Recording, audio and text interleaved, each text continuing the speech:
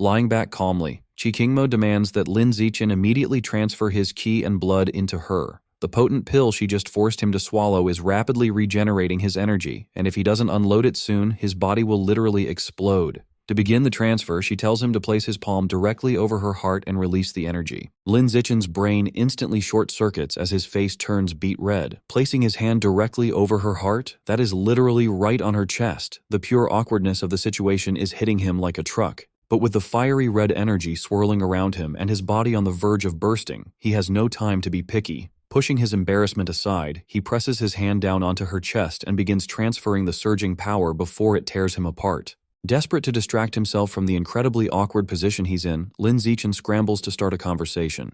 He asks if her ability to refine spiritual energy alongside her blood-quenching technique means she dual cultivates both the immortal and martial paths. Qingmo calmly confirms that she is indeed a master of both. She breaks down the ancient lore for him, explaining that the immortal path is all about refining the spiritual energy of heaven and earth, while the martial path focuses on refining the physical body.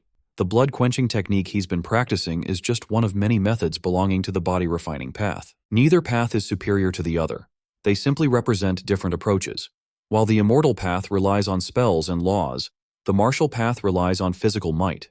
Yet, despite their different directions, both paths of evolution eventually lead to the exact same destination. Naturally, most people prefer the path of least resistance. Since refining spiritual energy is a whole lot easier than the brutal grind of refining the physical body, the vast majority of powerhouses in her ancient era chose to walk the immortal path. This raises a massive question for Lin Zichin. If both paths lead to the same place, why would anyone waste their precious energy dual cultivating?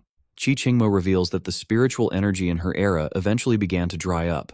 Cultivators had no choice but to transition to body refining, or they would have completely perished when the cataclysmic age of Dharma decline arrived. Once that dark age of depleted spiritual energy officially hit, almost every living being was doomed to a swift and unavoidable death. Only an elite few, like the legendary mustachioed sealed expert and Qingmo herself, were powerful enough to successfully seal themselves away and survive the apocalypse. 6 hours of intense, soul-draining energy transfer later, Qingmo finally calls a timeout. She notes that Lin Zichin's qi and blood are nearly tapped out, advising him to rest up during the day so they can continue the grind tonight. But she isn't just taking his life force for free. She hands him a bottle containing his compensation for the upcoming daily transfusions. Lin Zichin opens the bottle to find the very same pill she forced down his throat earlier. Qingmo explains that these are legendary bloodbath pills. Consuming one will instantly supercharge his qi and blood recovery, which will be an absolute game-changer when he attempts to open his heart and torso acupoints, or if he ever finds himself in a brutal life-or-death battle.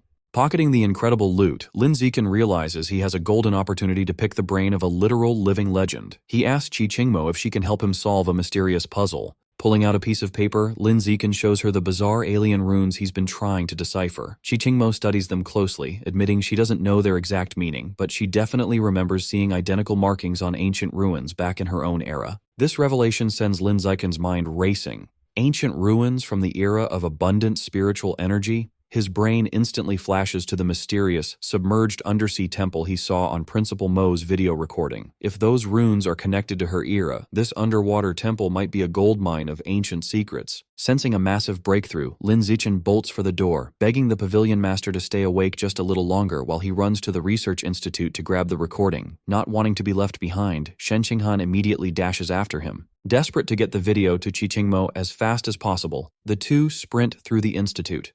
But as they frantically kick open the door, they are greeted by a sight that completely freezes them in their tracks. Standing right there is Yuyan, fresh out of the shower and completely naked. The sheer face-melting shock leaves both Lin Zichin and Shen Qinghan screaming in horror.